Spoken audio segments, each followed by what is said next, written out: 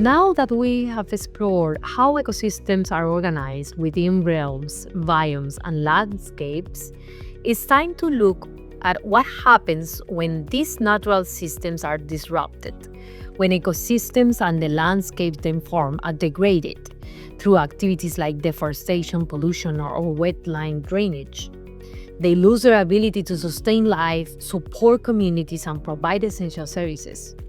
That's where restoration comes in, rebuilding the health, function, and resilience of ecosystems across scales.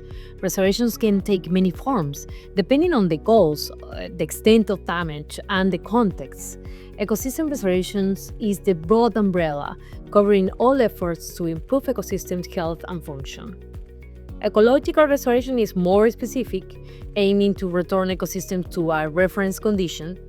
Rehabilitation focuses on restoring certain functions, especially in human use areas like farmland or cities.